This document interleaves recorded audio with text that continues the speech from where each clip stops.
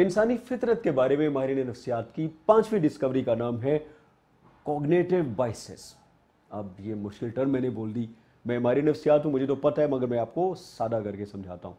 Cognitive biases का मतलब है कि इंसान दुनिया को जिस आंख से देखता है, वो जो उसकी ऐनक है वो इंसाफ के ऊपर मबनी नहीं है, वो ऐनक तासुब के ऊपर मबनी है। इंसान की वायरिंग में ये शामिल है कि वो चीज़ों को जैसे देखना चाहता है वो चीज़ों को सिर्फ वैसे ही देखता है। कॉग्निटिव बायसेस का मतलब ये भी है कि इंसान को जो उसके आसपास बहुत सारी मालूमात है उसमें से सेंस क्रिएट करनी है। तो इंसान चूंकि अंदर से थोड़ा लेजी है, तो वो सारी मालूमात को लॉजिक्स के हिसाब से, दलाइल के हिसाब से, मंतक के हिसाब से समझने और परखने की बजाय वो शॉर्टकट इख्तियार करता है। तो शॉर्टकट के नतीजे में इंसान की जजमेंट के अंदर गलतियां आ जाती हैं। जब एरर्स आती है जजमेंट के अंदर, तो आपकी जो देखने की सलाहियत है वो फॉल्टी होगी। तो जब आपकी जजमेंट ही गलत है, तो उस जजमेंट की बेसिस पे जो आपने फैसले किए होते हैं वो सारे के सारे फैसले गलत होते हैं। और अगर आपको पता चल जाए कि आप कॉग्निटिवली बाइस्ड हैं, आप तासुब की निगाह से दुनिया को देख रहे हैं, तो फिर बहुत सारे एरर्स इन जजमेंट आप उनको अवॉइड कर सकते हैं और आप बेहतर फैसले कर सकते हैं। इंसान के दिमाग में, उसकी निगाहों में, उसके ऐनक में कितनी किस्म की बाइसेस हैं, मुझे लगता है इसके ऊपर मैं अलग से एक पूरी वीडियो बनाऊंगा इंशाल्लाह। मगर अभी थोड़ा एक्सप्लेन करने के लिए मैं एक बायस की एग्जांपल देता हूं। I call it conformation bias. Conformation बायस ये कहती है कि इंसान सिर्फ उन्हीं मालूमात की तरफ ज़्यादा अट्रैक्ट होता है जो उसके मौजूदा अकीदे या ख्याल या राय को और सपोर्ट करें। कॉन्फर्मेशन बायस की सबसे बड़ी मिसाल आज पाकिस्तान के पॉलिटिकल एनवायरनमेंट को देखें तो ज़्यादा बेहतर समझ में आती है। इमेजिन करें आप किसी पॉलिटिकल लीडर को सपोर्ट करते हैं, जिसको भी आप सपोर्ट करते हैं, उसके बारे में पाकिस्तान के अखबारों में, न्यूज़ चैनल्स पे, दुनिया भर के प्रेस में जो मर्जी उसके खिलाफ छपता रहे, आप बड़ा कन्वीनियंटली उसको नज़रअंदाज कर देते हैं और जो उसके बारे में ओरिजिनल आपके ख्यालात हैं वो रत्ती बराबर चेंज नहीं होते।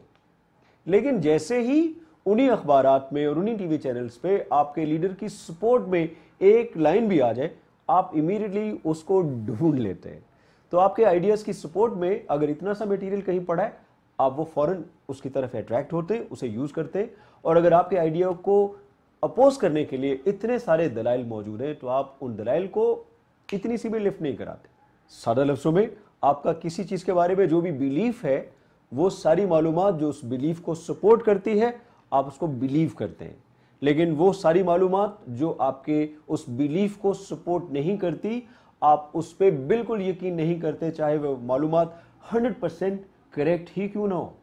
छठी डिस्कवरी, इंसान के अंदर नीड है टू बी कॉम्पिटेंट। वो सब लोग जो आपके आसपास हैं जिनको आप कहते हैं ये इनकॉम्पिटेंट है, और ये इनकॉम्पिटेंस का ख्याल कई दफ़ा आपके अपने दिमाग में भी आता है, आपके दिल के अंदर आता है, मैं कॉम्पिटेंट नहीं हूँ, मैं एडिक्वेट नहीं हूँ, मैं मुकम्मल नहीं हूँ।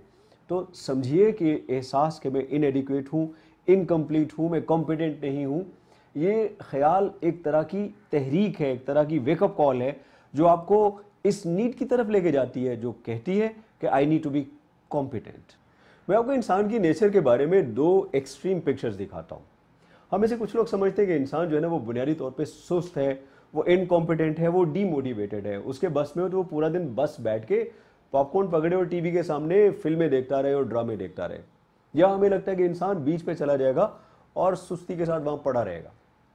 लेकिन इंसान की मोटिवेशन या उसकी डिटर्मिनेशन की एक और पिक्चर ये है कि वही इंसान अपने घर का सुकून आराम छोड़ के बर्फानी तोदों के अंदर से घुसता हुआ माउंट एवरेस्ट पे चढ़ना चाहता है, चाहे इस परसूट में उसकी जान ही चली जाए। वो वहाँ पे तन्हाई का शिकार होता है, वो पहाड़ों के साथ लटक के रातों को नींदें पूरी कर रहा होता है, वो अजीबो गरीब चैलेंजेस का सामना करता है। तो क्या चीज़ है जो उसको मोटिवेटेड करती है, क्या चीज़ उसको मोटिवेटेड रखती है, क्यों वो टॉप पे जाना चाहता है? ऐसा टॉप जहाँ पे पहुँचने के बाद वहाँ पे चंद मिनट उसके लिए गुजारना लिटरली इम्पॉसिबल होता है। और ऊपर से कहते हैं कि व्यू बड़ा अच्छा होता है। लिटरली जब वो लोग वहाँ पे माउंट एवरेस्ट पे, केडू पे टॉप पे पहुँचते हैं, वहाँ पे कोई व्यू नहीं होता, हर तरफ प्रॉबेबली फॉग होती है, हर तरफ बादल होते हैं। तो वो चंद लम्हे वहाँ पे पहुँचने के बाद मीलों की, घंटों की, दिनों की मुसाफत करके फिर वो वापस नीचे आते हैं। और आपको पता है कि अभी पूरी तरह से वो नीचे पहुँच के 10-15 दिन गुजारने के बाद फिर उनको इच होती है, फिर उनको मोटिवेशन आती है कि आप वो किसी और चोटी की टॉप पे जाके पहुंचे, किसी और पहाड़ को सर करें। तो what kind of human nature do you believe in दोनों में से कौन सी नेचर है जिसको आप परसू करना चाहते हैं?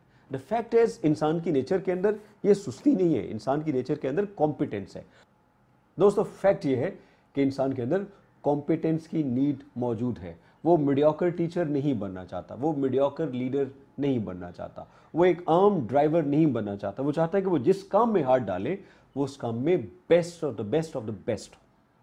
तो सवाल यह है कि जब आपको पता चल गया कि इंसान कॉम्पिटेंस की नीड से मालामाल है, तो किस तरह से आप अपनी उस कॉम्पिटेंस की नीड से कनेक्ट हो सकते हैं और किस तरह दूसरों की कॉम्पिटेंस की नीड के साथ कनेक्ट होगे और उनकी उस नीड को एक्साइट करके आप उनसे वो काम करवा सकते हैं जो न कभी आपने सोचो और न कभी खुद उनके दिमाग में आए।